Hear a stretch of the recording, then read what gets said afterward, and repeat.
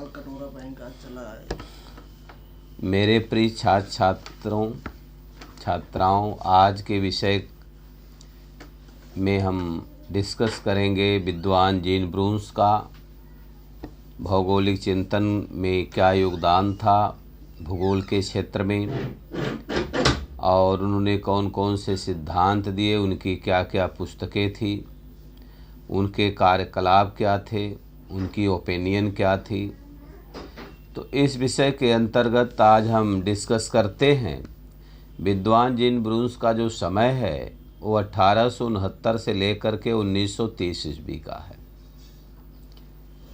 ये ब्लास के प्रथम शिष्य थे और प्रिय शिष्य थे, और जीन ब्रून्स महोदय फ्रांस के एक महत्वपूर्ण भूगोलवेत्ता थे। इन्होंने मानव भूगोल को एक स्वतंत्र वैज्ञानिक विषय के रूप में स्थापित करने का प्रयास किया है।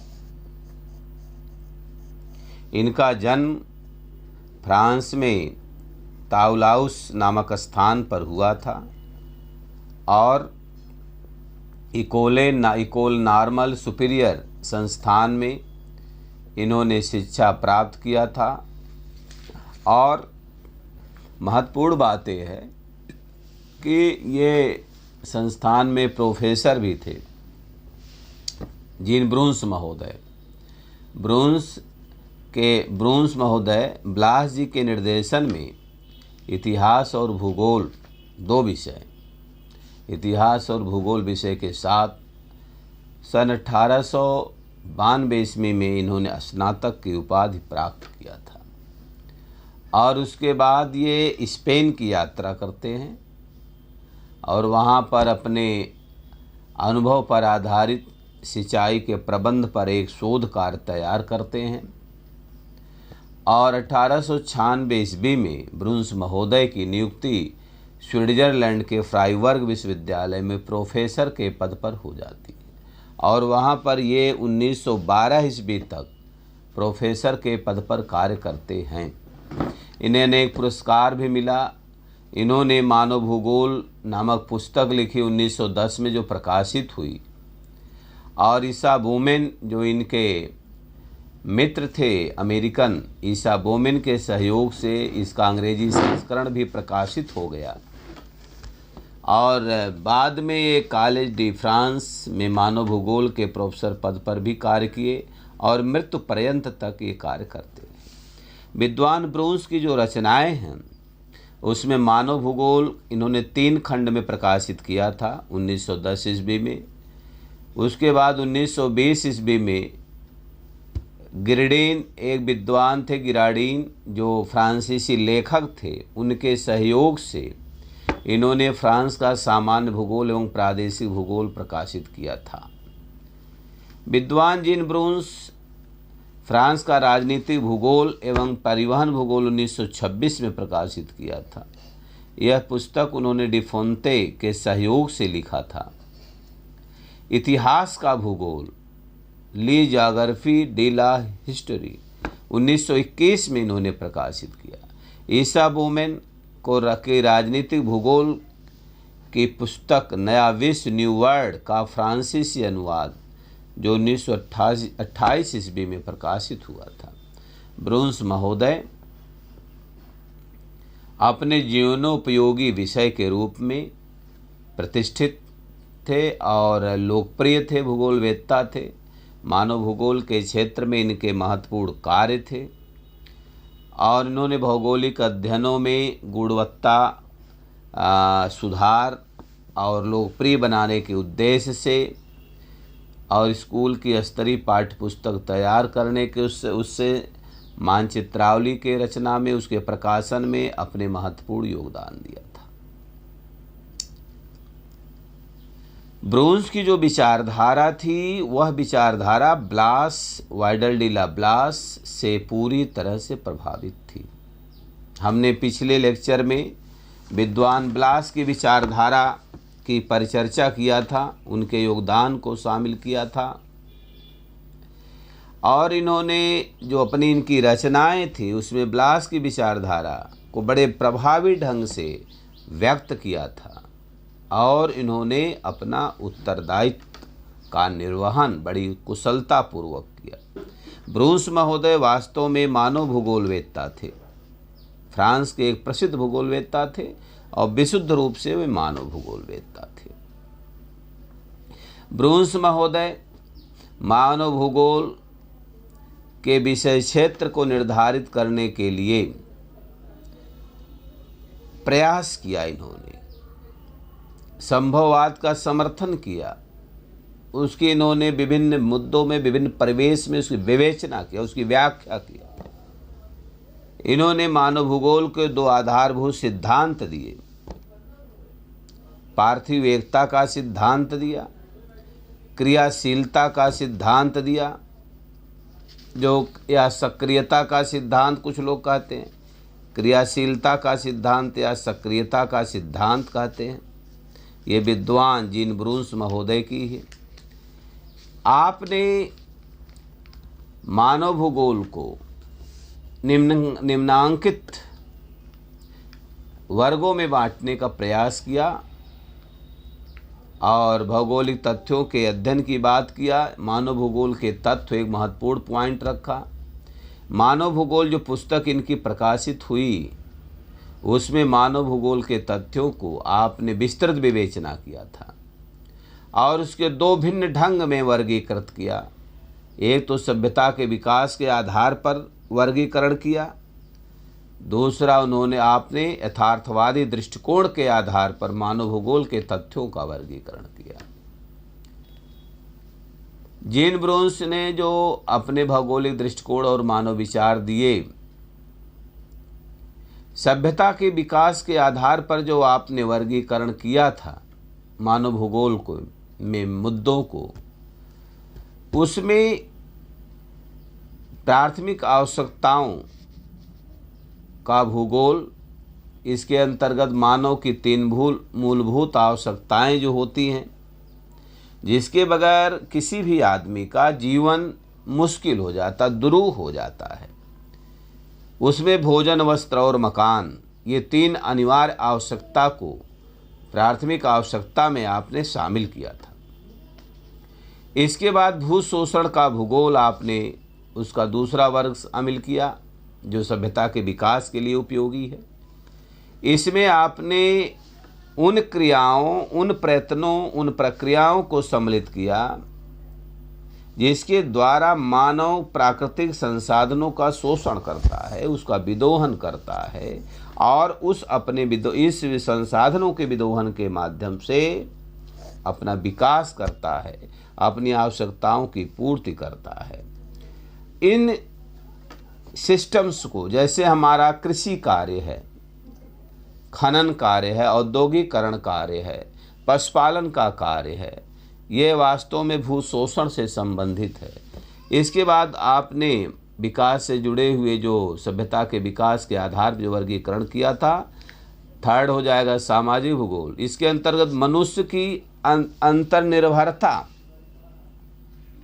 श्रम, संगठन, विभाजन, सहकारिता, नागरिक व्यवस्था, लोगों के आपस के अंतर संबंध की व्याख्या आपने किया था।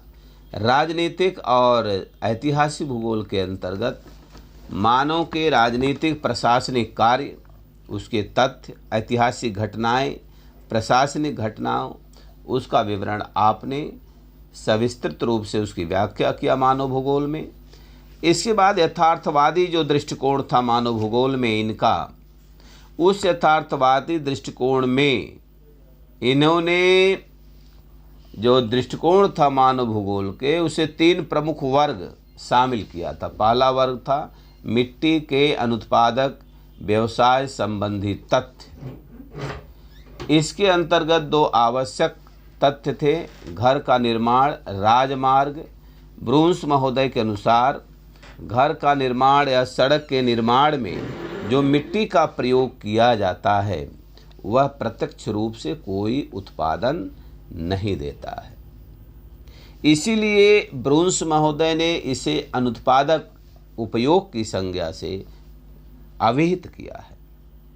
जैसे हम लोग मिट्टी का उपयोग तो कृषि कार्य में होता है, लेकिन अगर हम लोग मृदा का उपयोग मकान बनाने में कर लेते हैं, दीवार बनाने में कर लेते हैं मकान की, तो उससे कोई हमको प्रत्यक्ष रूप से उत्पादन नहीं होता। इसीलिए इसी तरह से सड़क बनाने में मिट्टी का उपयोग कर लेते हैं, तो वह भी कहीं से हमको प्रत्यक्ष रूप से उत्पादन में उसका योगदान नहीं रहता है। इसीलिए हम लोग यानी विद्वान जीन ब्रूंस महोदय ने उसे अनुत्पादक उपयोग के रूप में माना। दूसरी बात उन्होंने कही, पौधों और पशुओं पर आधिपत्य संबंधी, विजय संबंधी बात कही। मानव अपने ऐतिहासिक काल से आप देखेंगे, जब से मानव का जन्म हुआ, अपने उदर पूर्ति के लिए, जीवन यापन के लिए तरह तरह की क्रिया प्रतिक्रिया करता रहा इस पर्यावरण में, प्रकृति में। उसने पशुपालन का कार्य, कृषि का कार्य यह बड़े पैमाने पर किया। कृषि को, तमाम जानवरों को उसने पालतू बना लिया, तमाम वनस्पतियों को वह पालतू टाइप का बना लिया, यानी उसको अपने लान में उगाना शुरू कर दिया, उसका संरक्षण करना शुरू कर दिया, उसका संवर्धन करना शुरू कर दिया, उसका पुनरुत्पादन कार्य शुरू कर दिया, और अपने उसे विजय का प्रतीक के रूप में अपने दिमाग में बात समझने लगा कि ये मेरी विजय है।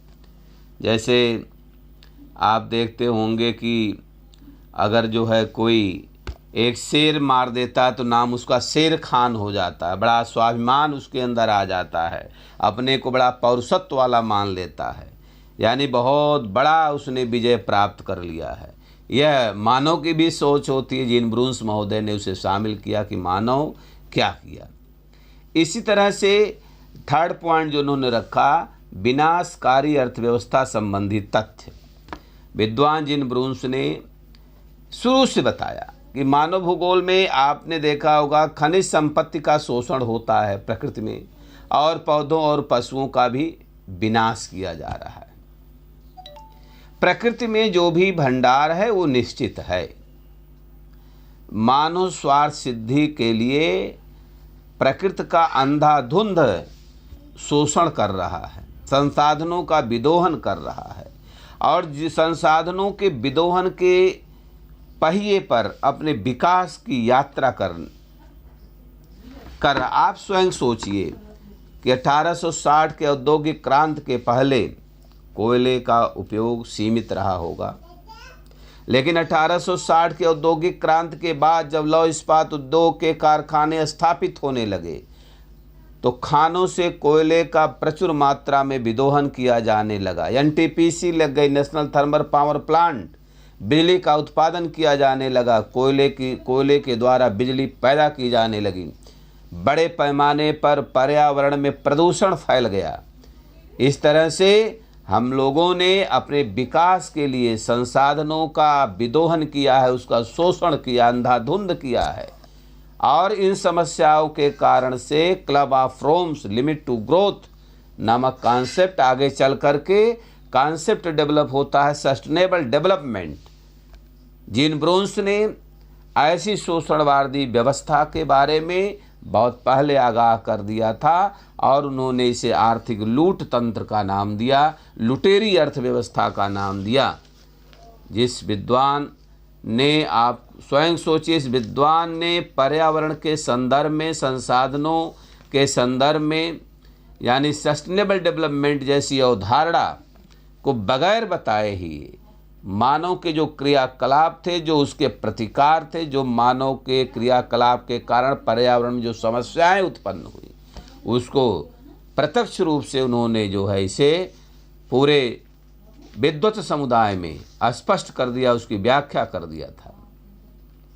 विद्वान जीन ब्रूंस महोदय ने जो महत्वपूर्ण अपने मानव भूगोल के अंतर्गत, उन्हें कई मानव भूगोल के कुछ विशेष अध्ययन, उन्होंने तथ्यों की विवेचना की, मानव भूगोल और प्रादेशिक भूगोल, मानव जातियाँ, सामाजिक भूगोल और राजनीतिक ऐतिहासिक भूगोल की भी उन्होंने परिचर्चा किया था। संभववाद के समर्थन में उनकी क्या अवधारणा थी? आप जानते हैं कि नियतिवाद की पराकाष्ठा जर्मनी में हुई। रैडजल की शिष्या कुमारी एलन चर्चिल सैम्पुल ने अमेरिका में उसको खूब प्रचार प्रसार किया, पूरे विश्व में स्थापित करने का प्रयास किया। जर्मनी के बगल फ्रांस में लुसियन फैब्रे महोदय ने संभववाद शब्द दिया और विद्वान वाइडल डी ला ब्लास ने संभववाद की विचारधारा को स्थापित करने का पूरा काम किया।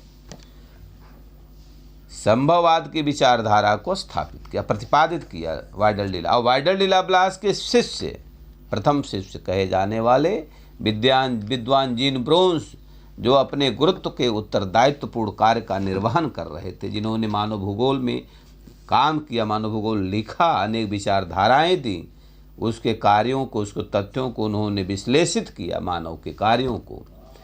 उन्होंने मानव को एक एक्टिव के रूप में शामिल किया। मानवीय प्रयत्नों और कार्यकलापों पर आपने अधिक बल दिया है, उसको ज़्यादा महत्वपूर्ण बताया है। मनुष्य और पर्यावरण में मनुष्य को आपने प्रमुख माना, प्रकृति को गौड़ माना है। आपके अनुसार मनुष्य एक निष्क्रिय प्राणी नहीं है, वह एक क्रियाशील है।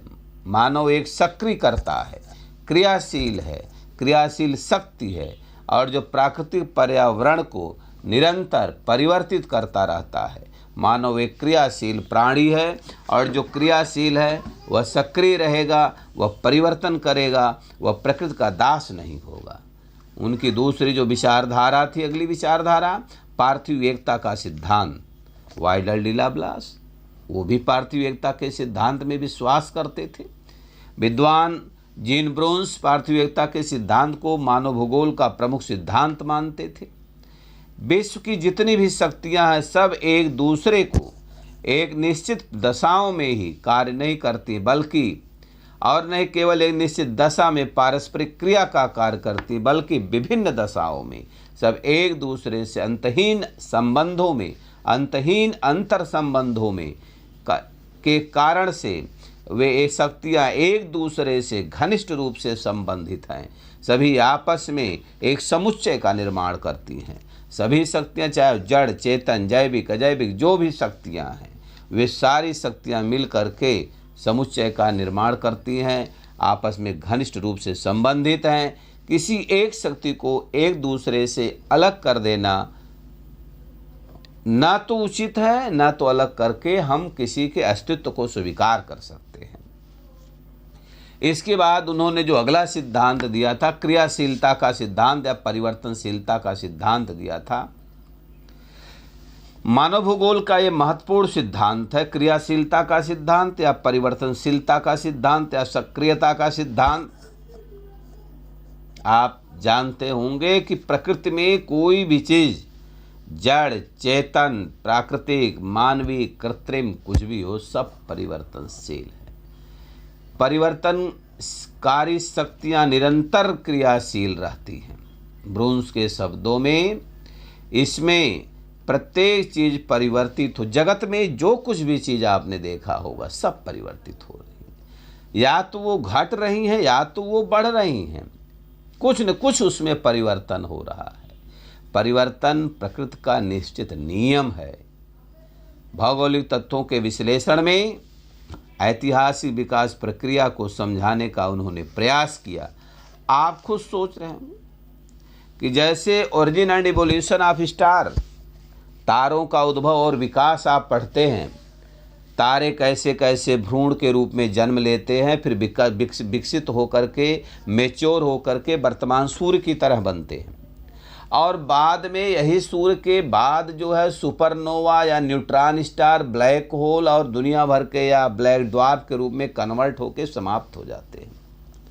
हम आप आज एक्टिव हैं। आज के कुछ वर्षों पूर्व हम लोग भी छोटे थे, लंबाई चौड़ाई कम थी। आज हम लोग लंबाई चौड़ाई बढ़ गई धीरे धीरे। फिर हम लोग क्या करेंगे, हम लोगों की ऊर्जा और शक्ति धीरे धीरे क्षय होती जाएगी, और क्षय होते होते फिर हम लोग जो है जीर्ण शीर्ण हो जाएंगे। यानी परिवर्तन प्रकृति का नियम है, उसको बदला नहीं जा सकता। कोई भी चीज़, पूरे विश्व, संसार, पूरा कास्मास, पूरा यूनिवर्स हमेशा परिवर्तनशील रहा है।